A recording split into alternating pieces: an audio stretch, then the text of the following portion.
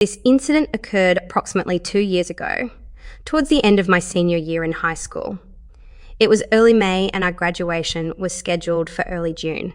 With summer on our minds and our teachers lacking motivation, my friends and I followed the majority of our class and started skipping school. Our friend group consisted of a few minor characters, along with my boyfriend of 3 years, Kyle, my best friend since middle school, Sarah, myself, and a recent addition named Brad, who I must admit is a bit of a white knight.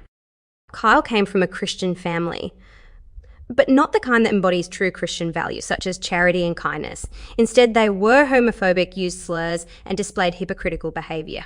They attended church every Wednesday and Friday, but I never joined them due to being agnostic, closeted bisexual, and feeling physically ill from their hypocrisy. They never really liked me because of this. Additionally, they had a sense of entitlement that only became apparent when they found themselves in trouble. Kyle was involved in organising the church's funding, which gave them a significant position within the church hierarchy. The church held influence over many authority figures in our district, even though it wasn't the central institution in our area. It was the kind of unofficial establishment that indirectly influenced politics. So whenever Kyle got pulled over or received a parking ticket, they would drop a few influential names and avoid any consequences. Kyle himself was decent. I had known him since elementary school and he was usually nice. Plus he was attractive. I know it sounds shallow, but it was high school. So I tolerated his often narcissistic and foolish behaviour. Others treated him like he was the best thing since sliced bread. However, it was his sister, Charlie, who redeemed the family. She was a year younger than Kyle and me, and she was the only genuine Christian in our group. But she also had a mischievous side that led to some fun adventures. You could always tell when she had a mischievous idea by the half smile that appeared on her face. We often hung out together and she was a joy to be around. We were very close and she would confide in me about things she couldn't share with her family. To me, she was a great friend, but to them, she was the perfect little Christian daughter. Sarah was a really good friend who helped me through the death of my mom. Well, I wasn't diagnosed with depression or any major condition, but losing my mom devastated me. Sarah and Kyle were always there for me, and Sarah was the one who encouraged me to ask Kyle out. I trusted her as much as any teenager could trust someone. Now back to the story.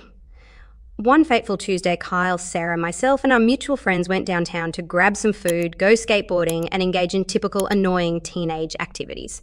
Growing bored with our current pursuits, I suggested to Kyle that we race on our skateboards to the end of the street. It was just past the lunch rush, so most people were either back in their offices or stuck in traffic. Kyle agreed, and after about 30 seconds in a loose flagstone, I ended up face planting on the sidewalk and fracturing my arm. I tried to brush it off, but everyone else insisted on taking me seriously, considering I was walking like a newborn deer and my arm was swelling. We ended up going to the emergency room, where they confirmed that I had indeed fractured my arm and also suffered a concussion. The concussion was the price I paid for my foolishness. In the grand scheme of accidents, it wasn't a major one. But given my sorry state, the doctors wanted me to stay for further tests, receive a brace for my arm, and ensure that I was healthy enough to resume my foolish activities. Fortunately, Kyle and Sarah offered to stay with me, since their parents didn't seem to care and we were already skipping school, so missing the following day wasn't a big issue. I ended up spending the night in the hospital, which was understaffed for years. So once your condition stabilised, they tended to keep you in limbo and went home next day with the usual concussion instructions. Essentially, I was to act like a vegetable for 10 days. Eager to regain my newfound freedom, I complied and spent about 7 days sleeping and eating. Only after the doctor cleared me did I pick up my phone, where I found an unexpected message. Braid obtained my number from Kyle and sent me a link to a private data storage account. It was one of those services where you can upload videos, pictures, etc., and secure them with a passcode for personal use only. Intrigued by this unexpected twist in my mundane life, I followed the link and discovered a massive collection of pictures. These pictures depicted Kyle and Sarah in compromising positions, accompanied by captions that were definitely not in line with their supposed devotion to the Lord. It ranged from individual explicit photos taken from Snapchat conversations to full-on explicit content. It looked like an amateur porn album, with the most recent content dated to that Tuesday evening. Brett explained that Kyle had a habit of uploading videos of him, and Sarah engaging in intimate activities for a select group of people to enjoy.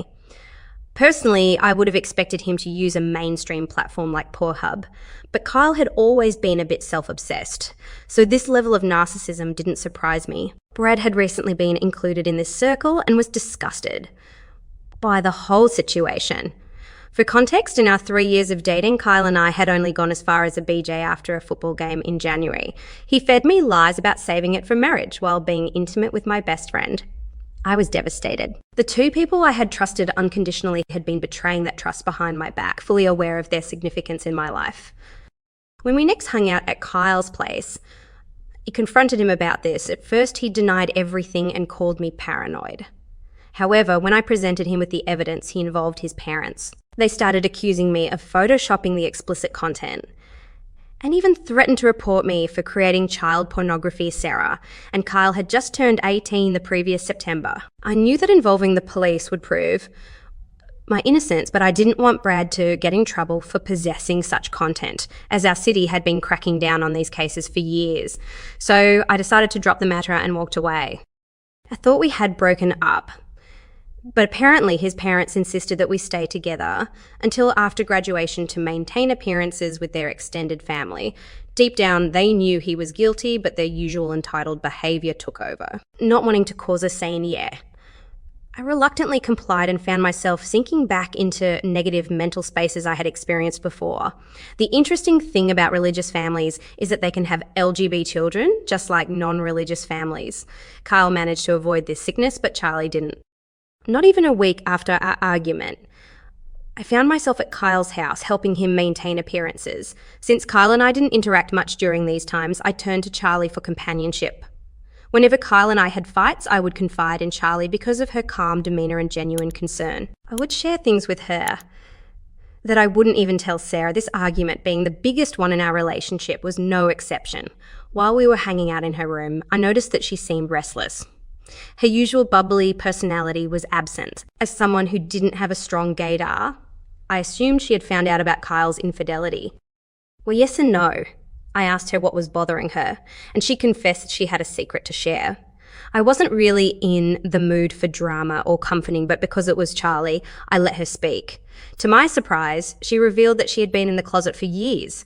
She had started realising her sexuality at around 14 or 15 years old. For a long time, she had been trying to get closer to me because I was the only person she felt truly comfortable with. Her family was extremely homophobic and they only approved of her church friends. She had been jealous of Kyle and our relationship. But since she thought I was straight and didn't want to cause any trouble, she resigned herself to her teenage heartache. However, when our relationship hit a rough patch due to Kyle's infidelity, she saw an opportunity to express her feelings. Under any other circumstances, I would have said no. We had known each other for over a decade, and I had been dating her brother for 3 years. It would have been morally wrong, and Charlie was practically like a sister to me at that point. But then, in the heat of the moment, fueled by anger and a desire for revenge, I made a regrettable decision. I won't go into details out of respect for her privacy, but after that encounter, we both experienced a sense of satisfaction. However, I felt terrible afterward.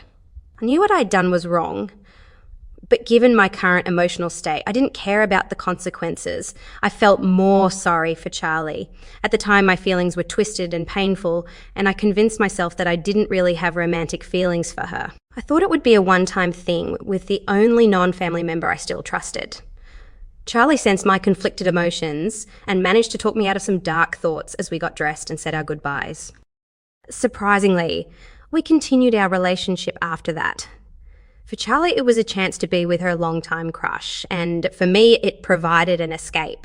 We kept up the charade until the day of graduation, when both our families, along with their church group, gathered at their house for a grand dinner celebration and a commemorative slideshow. I had known about this event since the fall, but I hadn't given it much thought until the incident occurred. During our fling, Charlie had been pushing me to overcome my negative emotions and seek revenge. It turned out that her parents had been spreading rumours within their church group, claiming that I had cheated on Kyle. They were saying After the dinner, Kyle would break up with me in front of everyone, including my family. I didn't care much about myself, but I couldn't let my dad be publicly humiliated by these individuals who thought they were superior. My dad worked for the district rep's office, and the district rep himself had grown up in that church. It was part of his man of the people image. A few well-chosen words, and my dad's job would be in jeopardy. Kyle's parents clearly hadn't thought this through, or maybe they had, and I was giving them too much credit. Either way, this had become personal. So Charlie, being mischievous as usual, started plotting.